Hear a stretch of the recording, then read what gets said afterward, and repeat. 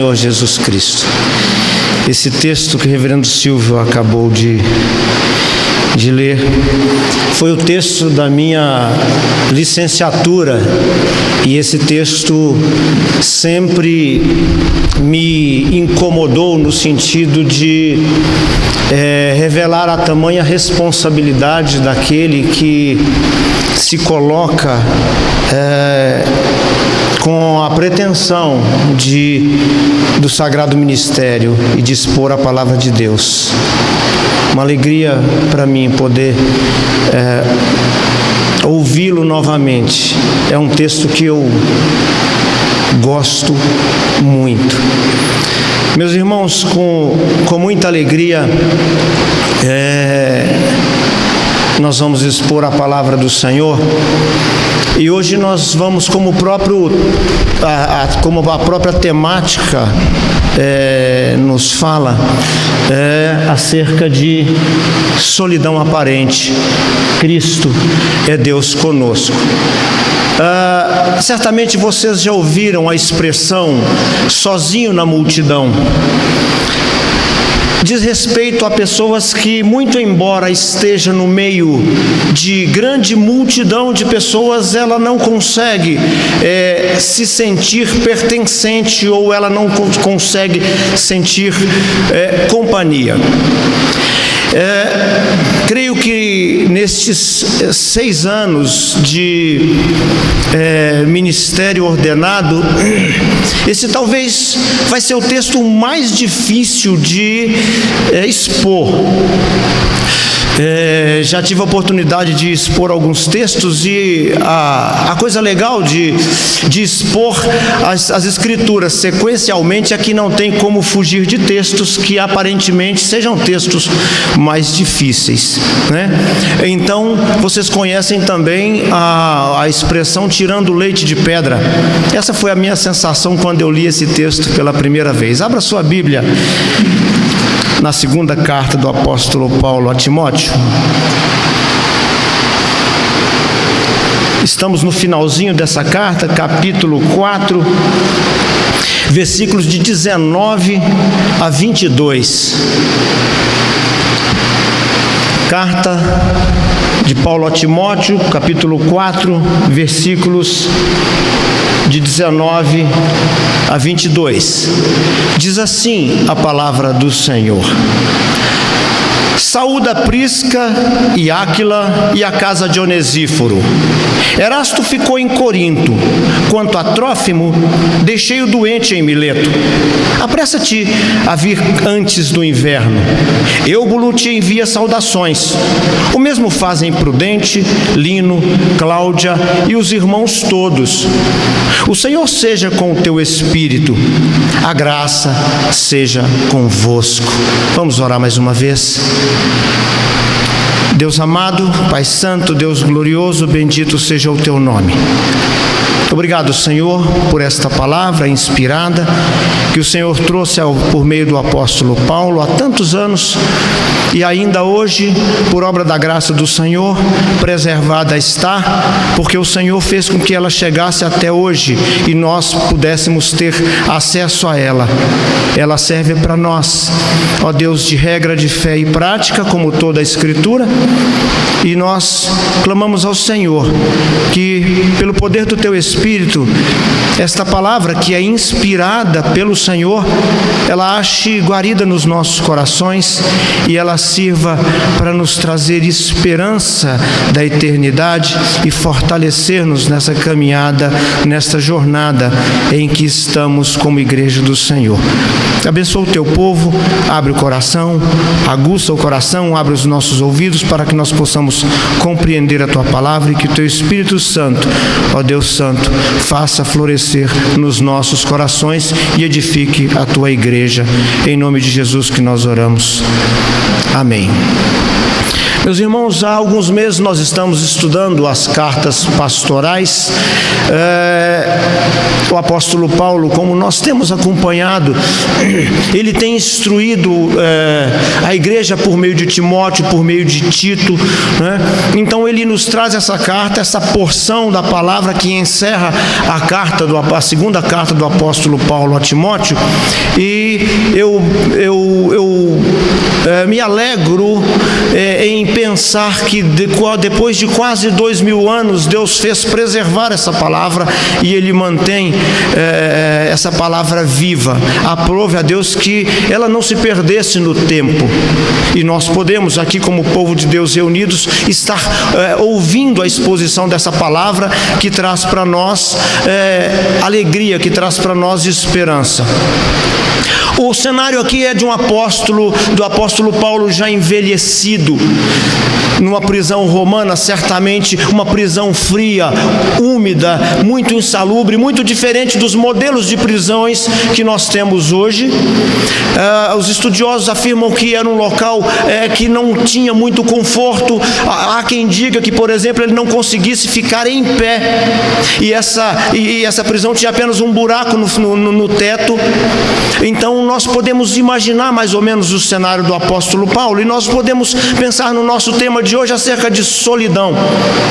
Quando nós falamos de solidão, e eu estava me lembrando daquele texto do primeiro capítulo de 1 Samuel, quando Eucana ia adorar no templo, levava suas duas esposas, Ana e Penina, e Ana não tinha filho, Penina tinha, e Penina certamente sempre provocava Ana porque ela não tinha filhos, e Ana chorava, ela não conseguia comer, e o maridão Eucana, às vezes sem compreender muito o motivo do choro de Ana, e sem compreender porque ela não comia, dizia: olha, mas eu não sou o cara, eu não te sou como se fosse 10 filhos, né?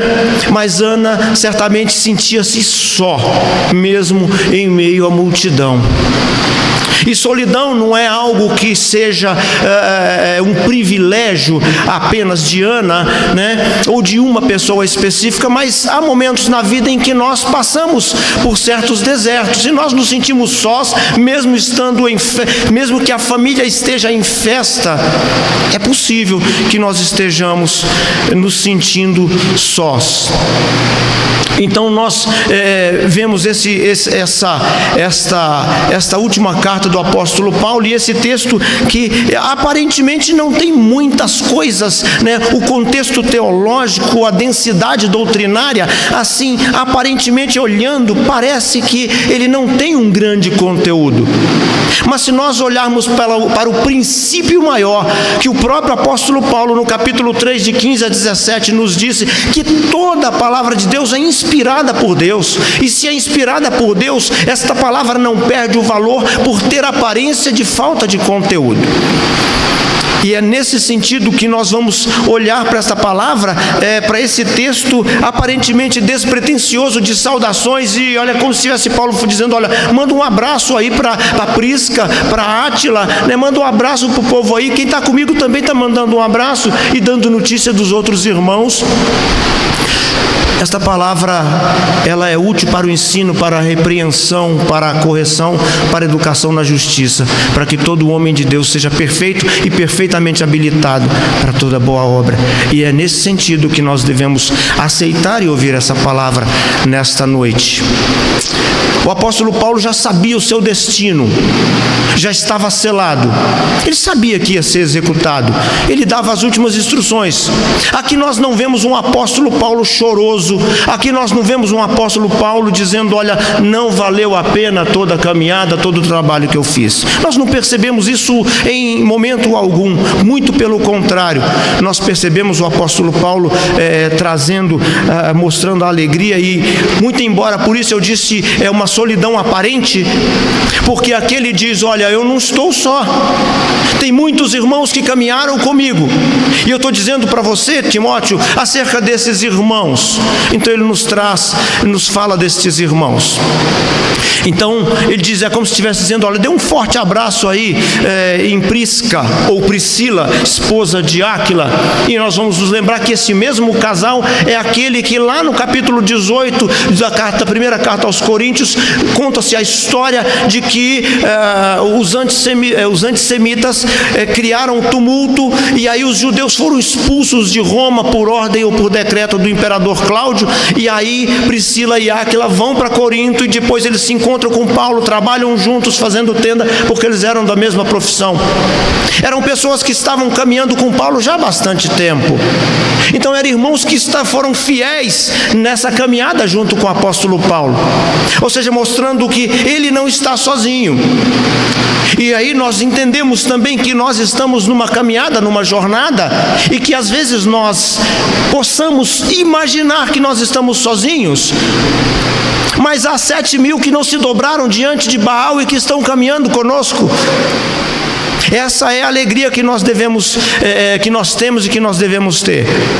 Então essa última manifestação escrita de Paulo nos lembra que, primeiro, ele fala que a maioria dos seus amigos o abandonaram, e se nós pegarmos o texto, voltarmos um pouquinho, nós vamos perceber isso lá no capítulo 4, né, quando ele diz, olha, procura-te vir, a partir do verso 9, procura-te vir comigo depressa, porque Demas, tendo amado o presente século, me abandonou e foi para Tessalônica, Crescente foi para a Galácia, Tito para a Dalmácia, somente Lucas está comigo. Então ele fala que na caminhada tem gente que abandona mesmo, é normal, mas tem gente que não abandona nunca, mesmo em tempo de adversidade. Então esse texto vai nos falar, vai nos mostrar como é a caminhada cristã, que às vezes nos dá a aparência de solidão, e essa solidão é aparente porque Cristo o tempo todo está conosco, e Ele nos prometeu que estaria conosco até a consumação do século. E essa deve ser uma certeza, deve ser uma convicção ancorada nos nossos corações, né, grudada ali como que com ventosas eternas, para que nós não desanimemos na caminhada. Por isso o tema da nossa mensagem de hoje é solidão aparente. Cristo é Deus conosco. Nós estamos num período de Natal, e um sentimento de solidão é muito comum em alguns segmentos ou em algumas pessoas, porque nesse período nós nos reunimos em família, nós nos alegramos, é momento de mesa farta. Mas nesse período é muito comum e é muito conhecido que há pessoas que experimentam uma solidão muito grande, seja porque está distante da família, ou seja porque olhando para trás por aquilo que deveria ter feito e talvez não conseguiu fazer, sinta-se diminuído por isso e não sabe se no ano que vem consegue realizar as coisas. E esse sentimento de solidão, ele é tão real que há muitas organizações não governamentais que montam escritórios com telefones com o objetivo de atender pessoas e trazer uma palavra de conforto, uma palavra de consolo, uma palavra de esperança, um ânimo, um otimismo. Nós sabemos, é verdade, que não há palavra de esperança que não esteja ancorada na palavra de Deus. Portanto, esse sentimento de solidão nesse período de Natal, ele é real para algumas pessoas que não conhecem o refúgio verdadeiro, como nós lemos aqui no Salmo 16, que o Senhor é o nosso refúgio. O Natal costuma ser associado à alegria. Celebra o nascimento de Cristo, celebra a chegada do Rei, celebra a virada de 180 graus na história, porque revela que a esperança chegou, que aqueles corações que se sentiam escravizados não mais precisam ser assim, porque o Senhor trouxe liberdade. É nesse contexto que nós vamos pensar nesse texto. Então nós vamos dividir esse texto em dois aspectos. E um primeiro aspecto é que o cuidado amoroso de Deus se mostra também nos amigos que Ele nos dá. E o apóstolo Paulo nos mostra isso. No versículo 17, o apóstolo Paulo diz que ele tudo suportou por causa de Cristo. Ele diz assim, olha, o revestiu de forças para que por meu intermédio a pregação fosse plenamente cumprida e todos os gentios a ouvissem. Então o apóstolo Paulo tinha um propósito. Toda a sua caminhada era dosada por essa convicção. Por isso, no final da vida, ele não se sente abatido.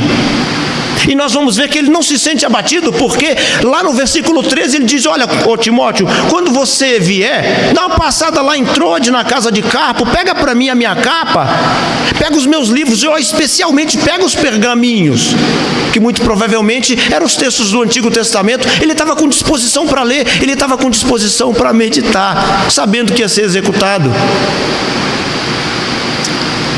O condenado à execução não ia pedir apenas uma última refeição, aquele prato que ele nunca comeu, mas ele pedia algo que trouxesse para ele esperança.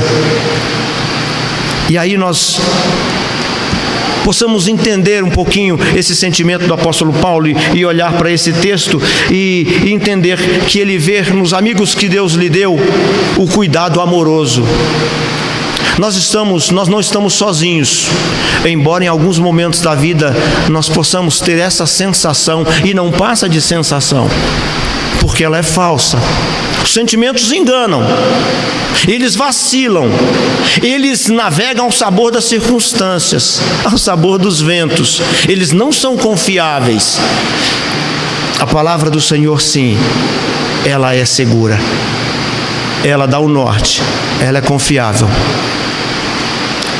Então nós olhamos que, mesmo nesse período de pandemia, e nós podemos nos lembrar, e nós tivemos acesso, conhecimento, de que houve pessoas que se sentiram sozinhas por conta da pandemia, porque não podia sair. No início era mais terrível.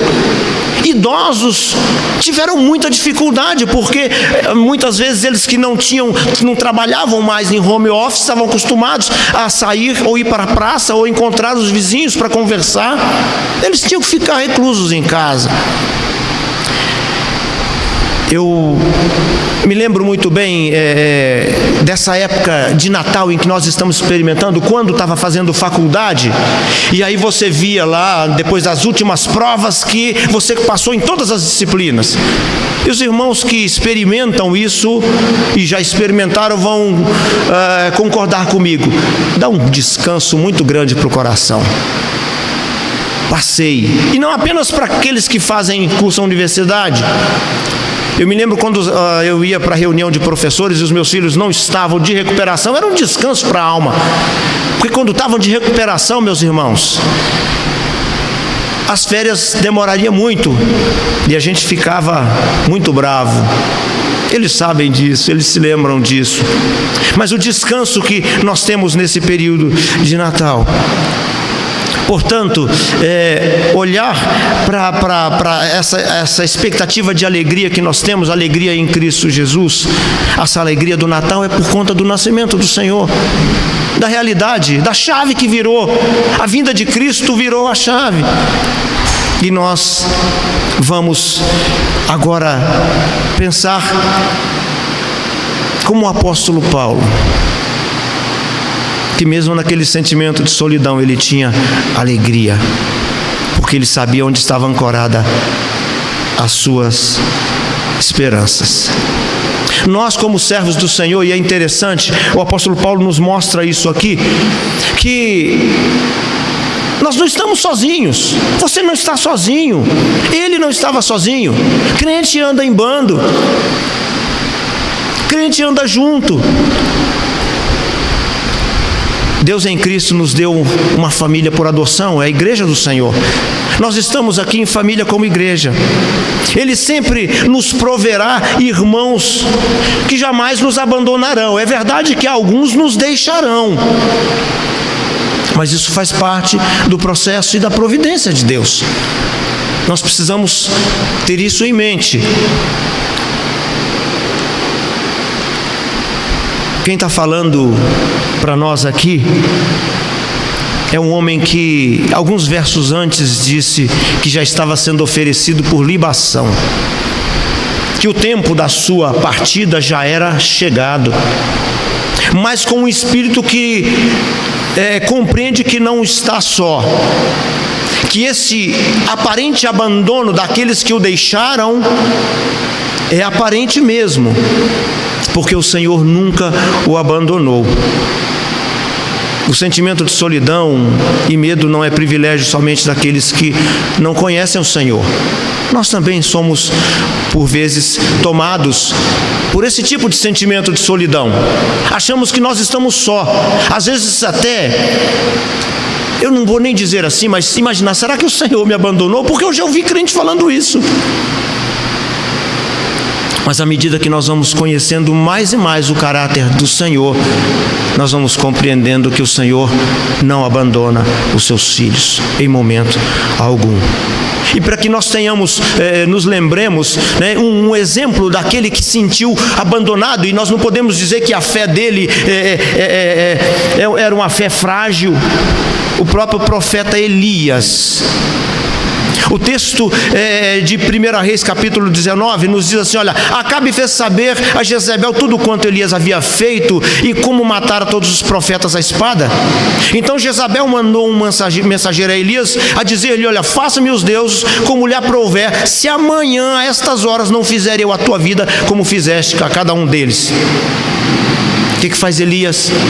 O texto diz que temendo levantou-se e para salvar a sua vida foi-se e chegou a Berseba, que pertence a Judá, e ali deixou o seu moço.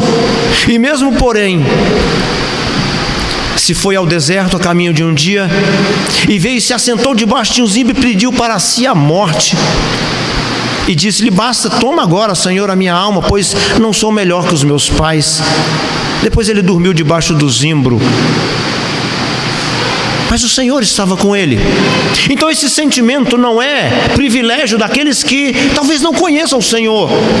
Então é normal que durante a nossa caminhada nós tenhamos a sensação de que nós estamos só, de que não obtivemos uma resposta do Senhor de que nós queríamos, de que os nossos projetos não alavancam, não andam, de que os nossos amigos que quando nós olhamos no WhatsApp, mandei mensagem para ele e ele não leu ainda, ou está desabilitado aquela função que pinta de azul ali os risquinhos, e eu fico imaginando, eu estou só, ele nem leu.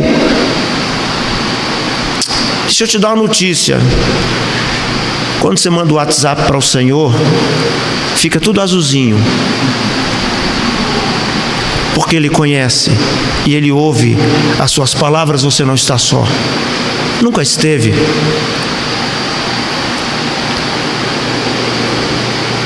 O texto de 2 Reis, ele diz que para reconhecer a presença de Deus, ou a manifestação, porque a presença de Deus ela é constante, o Senhor, Ele está em todos os lugares, Ele é onipresente, e para reconhecer a manifestação da presença do Senhor, e nesse texto que nós lemos, a palavra nos diz que o Senhor providenciou comida, e olha, vai dormir, você está precisando descansar, comer e descansar a sua mente. O texto nos diz que disse-lhe Deus: sai, põe-te neste monte perante o Senhor. Aí a palavra diz que eis que passava um grande vento e fendia os montes, quebrava os montes o grande vento e despedaçava as penhas diante do Senhor. Porém o Senhor não estava no vento. Depois do vento um terremoto, mas o Senhor não estava no terremoto. Depois do terremoto um fogo, mas o Senhor não estava no fogo. E depois do fogo um cicio tranquilo e suave. Ouvindo-o, Elias envolveu o rosto no seu manto e saindo por essa entrada da caverna, ele reconheceu a presença do Senhor. Esse é o sentimento que eu imagino que o apóstolo Paulo tenha para que ele, nessa tranquilidade, ele fale a Timóteo, ele encare a sua realidade de aparente solidão com o coração aquietado no Senhor. E ele nos ensina aqui que nós devemos aquietar o nosso coração no Senhor, independentemente das circunstâncias. Ele estava preso, condenado, ia ser executado num local insalubre. E ele nos deixa essa palavra de consolo, de conforto. O que o Senhor disse para o profeta Elias lá é o mesmo que ele disse para nós. E é a convicção do apóstolo Paulo. Também conservei em Israel 7.000, todos os joelhos que não se dobraram diante de Baal, e toda a boca que não o beijou. Nós não estamos sozinhos, você não está sozinho. Isso aqui não é clichê. Isso aqui não é apenas palavra para te animar, mas é a palavra do Deus vivo, o Deus verdadeiro.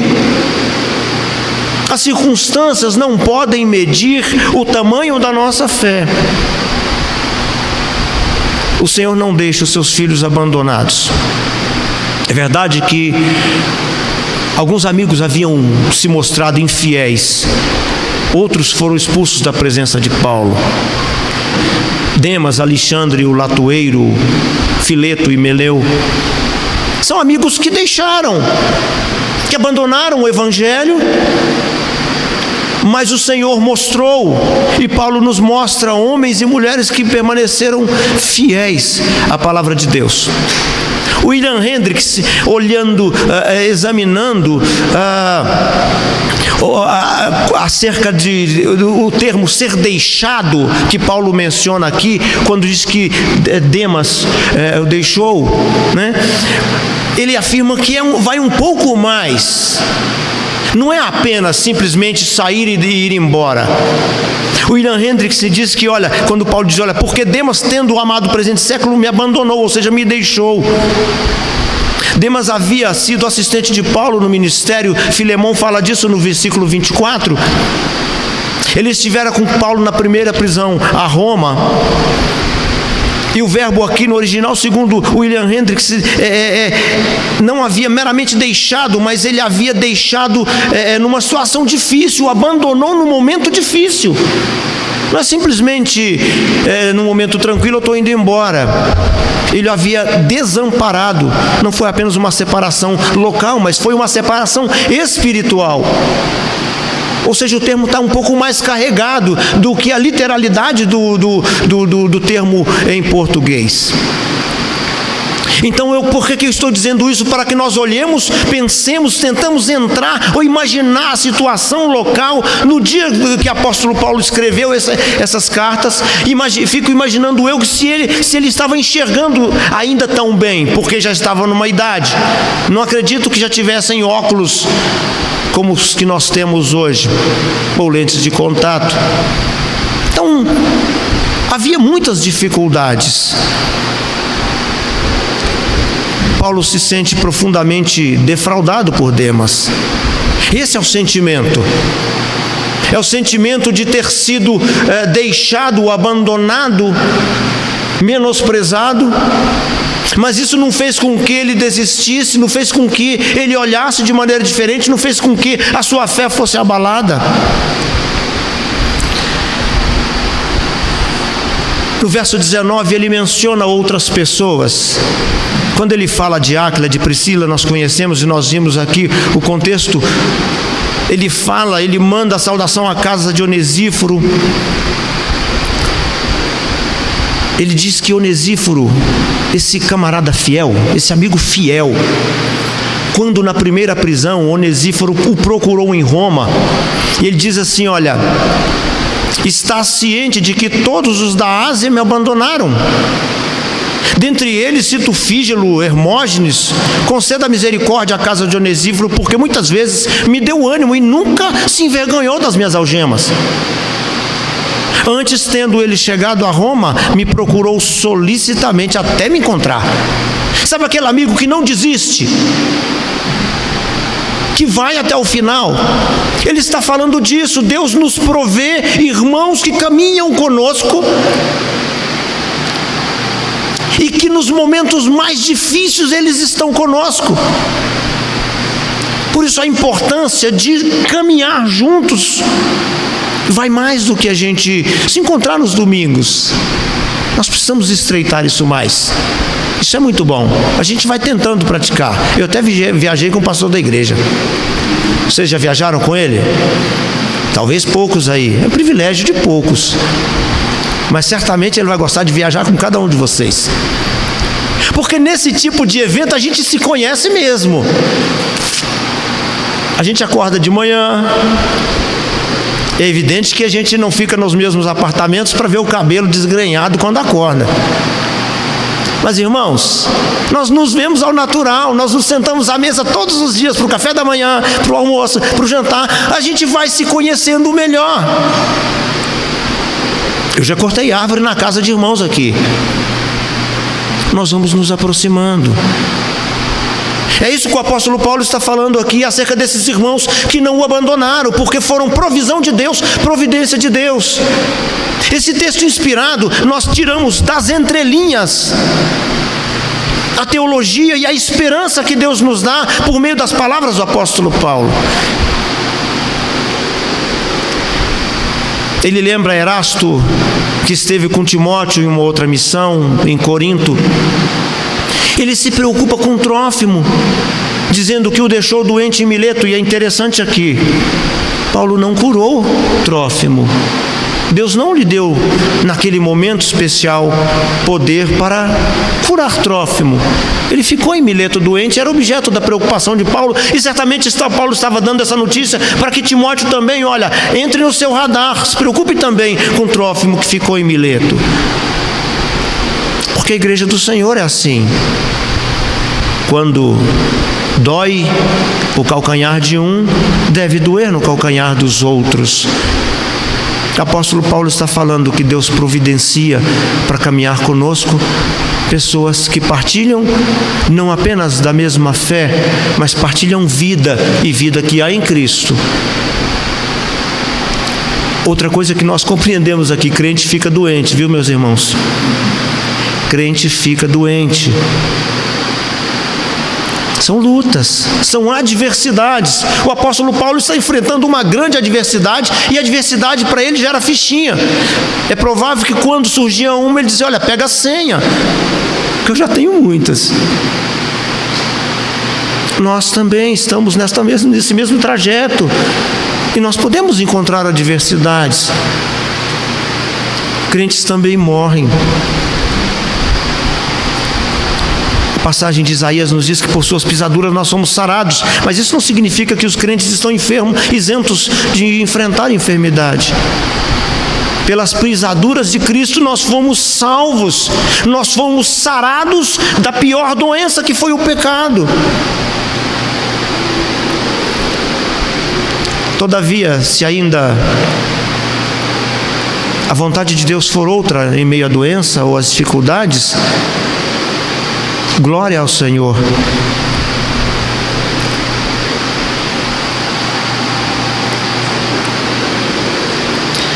O apóstolo Paulo fala dos seus irmãos, e é interessante que, para que nós entendamos como que vai solidificando a caminhada. Trófimo caminhou com o apóstolo Paulo, e certa feita Paulo o levou a Jerusalém. E os judeus, equivocadamente, apressadamente, imaginaram que Paulo permitiu que ele entrasse no templo, que ele ultrapassasse o limite do pátio dos gentios, e a pena para que um gentio que ultrapassasse o pátio dos gentios era a morte. E alguns, imaginando que o apóstolo Paulo tinha descumprido a lei, geraram todo um tumulto. O apóstolo Paulo foi agarrado, foi preso, foi arrastado para fora da cidade, foi espancado, a ponto do comandante da guarda tomar Paulo, tentar entender o que tinha acontecido, mandar prender Paulo. E Paulo não conseguia nem subir as escadas, tão ferido que estava, porque Trófimo estava com ele. Atos 21, a partir do versículo 27, nos conta bem essa história. Amizades forjadas em meio ao ministério, em meio à vida cristã. Esses eram os amigos preciosos de Paulo. Quem são os seus amigos preciosos na igreja? Quem são os amigos que você pode contar e ligar de madrugada? Quem são os amigos que você levantaria de madrugada para ir até onde ele está? Essa é uma reflexão que nós devemos ter para que nós entendamos o significado de ser igreja, e é esse o sentido que o apóstolo Paulo quer que Timóteo dê à igreja. Uma igreja que tem uma boa doutrina, uma boa ortodoxia, que tem uma boa ortopraxia, um bom modo de viver. O apóstolo Paulo dá o exemplo. Às vezes eu encontro irmãos que eu conheci no início da minha caminhada cristã, há 17, há 18 anos, e que eles mudaram de igreja e nós nos encontramos e a gente percebe o brilho nos olhos e a alegria do reencontro, e nós percebemos que aquela alegria é verdadeira, e certamente vocês já experimentaram isso, de encontrar pessoas que vocês conheceram há muito tempo na caminhada da fé, e a alegria é muito grande, que você quer abraçar e quer saber das notícias. Você não está só. Essa solidão é apenas aparente. Há 7.000 que não se dobrou diante de Baal. Nós estamos aqui na Igreja Capital por pouco mais de um ano e meio, mais ou menos, e nós conhecemos pessoas que a maioria aqui nós não conhecíamos. A maioria, esmagadora maioria. Tínhamos talvez visto em algum local, em algum encontro, mas era só visualmente, e às vezes não sabíamos o nome. E hoje nós nos sentimos bem mais próximos. Esse é o sentido de igreja que o apóstolo Paulo quer que Timóteo sustente em Éfeso. Esse é o significado de não estar sozinho. Ele ainda cita outros irmãos. E ele vai, é interessante que logo depois dele mandar essas saudações, ele repete aquilo que ele havia dito lá no versículo 9, ou 13, salvo engano, deixa eu dar essa conferidinha. Versículo 9 ele diz assim, olha, procura vir ter comigo depressa. Há um sentido de urgência, e aqui no verso 21, ele diz assim, apressa-te vir antes do inverno. Certamente ele estava ali no período de outono, e aí isso nos fala, nos traz algumas informações. É interessante que no período de inverno os mares eram fechados para navegação, porque era muito perigoso. Calculando a distância, seriam uns 2.000 quilômetros. Então, Timóteo teria que ou ir pelo Mediterrâneo ou pelo mar Adriático, mas os dois enfrentavam tempestades. O risco do barco ir a pique era muito grande, da embarcação naufragar era muito grande. O apóstolo Paulo sabia o que era naufragar. Por isso ele diz, olha, apressa-te vir comigo, né? E venha antes do inverno. Ele sabia que se Timóteo não fosse, provavelmente não chegaria a tempo. E algo que nós não sabemos, e se Timóteo realmente conseguiu chegar a tempo, nós não temos relato. Mas ele traz essa informação. Ele havia pedido a Timóteo que levasse os seus objetos, lá no versículo 13. E aí eu quero pensar esse versículo 13... do espírito de um homem que está para ser executado. Ele quer a sua capa, e aí nós pensamos nesta capa. Eu me lembro que quando servi o exército, dentro do material que nós recebíamos para acampamento, tinha uma peça chamada poncho, que era uma peça mais ou menos plástica, que ela tinha cobria todo o corpo, ela tinha um furo no meio e espécie de um capuz. Então você vestia aquilo em épocas de chuva, e eu me lembro que no acampamento à noite eu tive que montar guarda sentado no chão com aquele poncho em volta, no meio do mato, com medo de cobra entrar por baixo do capim, mas um calor infernal dentro daquilo ali, os mosquitos ferroando o rosto. Então, quando o apóstolo Paulo fala aqui, ele diz, os estudiosos dizem que era um tecido grosso, aquecido, com esse furo no meio, que se colocava para proteger da friagem e proteger também da chuva. Ele pede essas coisas, essa túnica, para se proteger do frio, porque o inverno estava chegando. Olha só como o nível de conversa, né? Então, dá uma passada lá, eu deixei na casa de Carpo, e há quem diga que, por exemplo, ele iria voltar para pegar esses objetos, mas a prisão o impediu de retornar.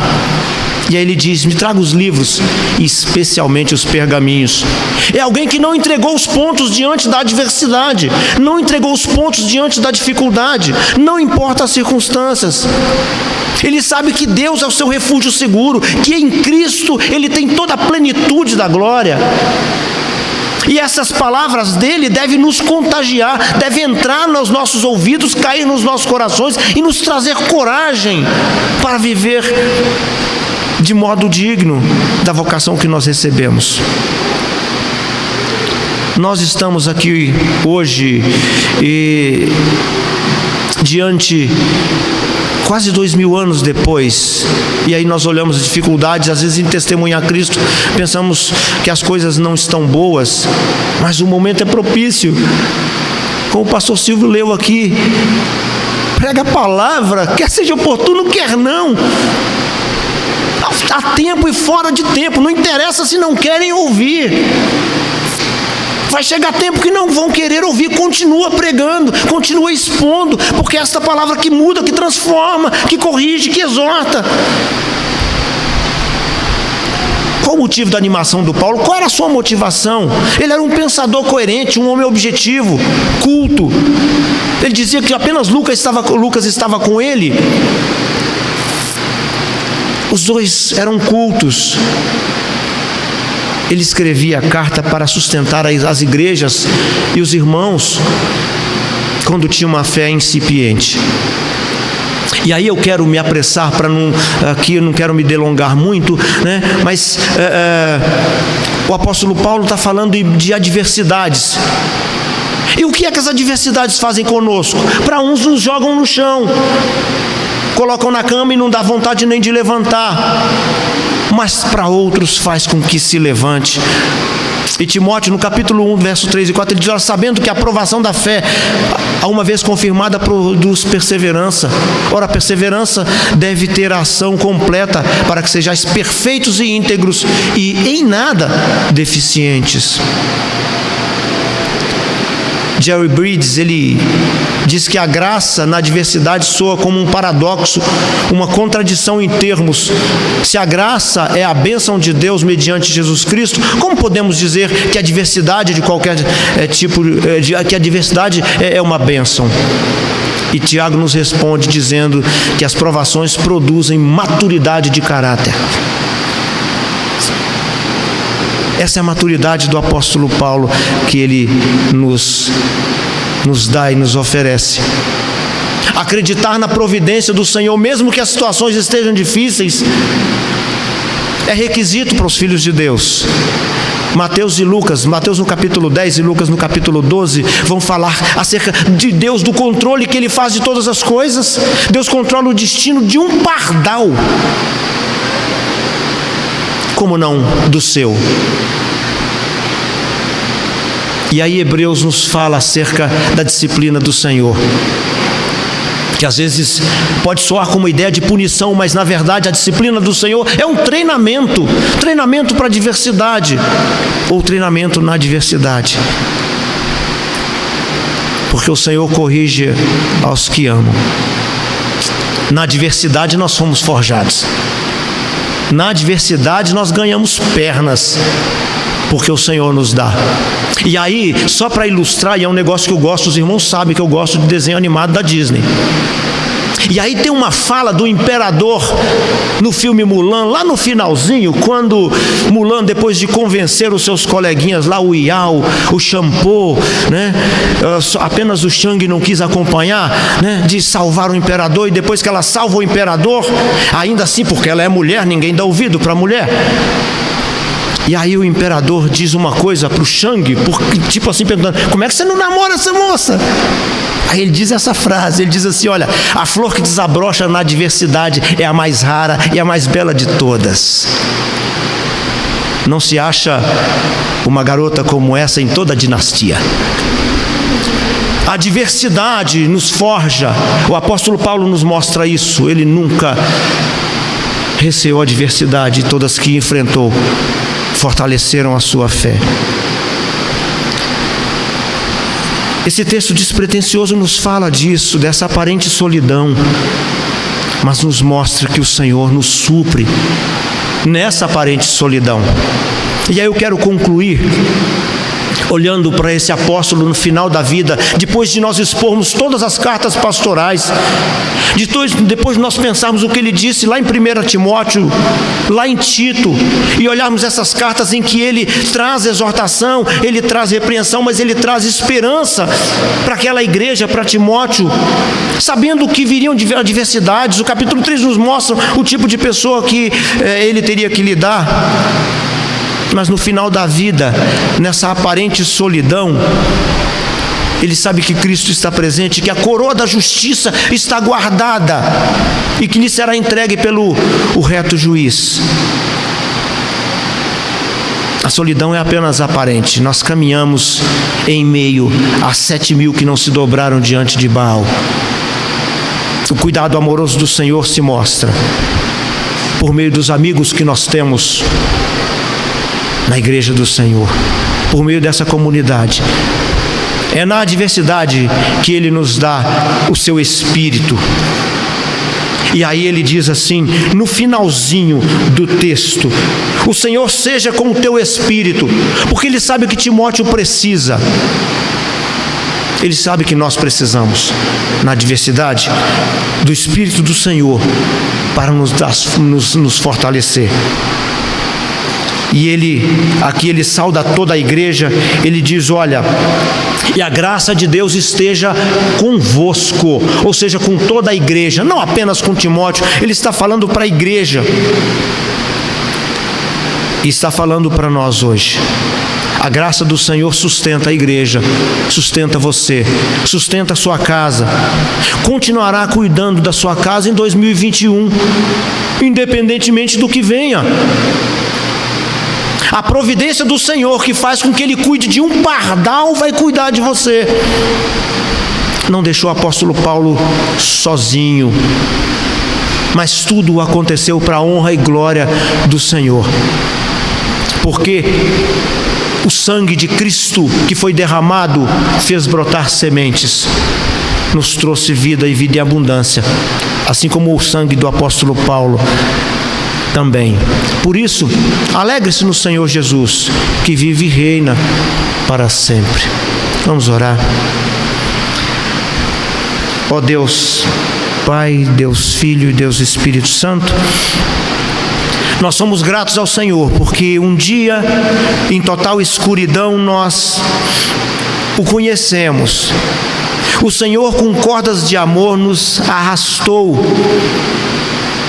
E nós hoje somos gratos porque conhecemos a Tua Palavra, temos experimentado o Seu cuidado diuturnamente.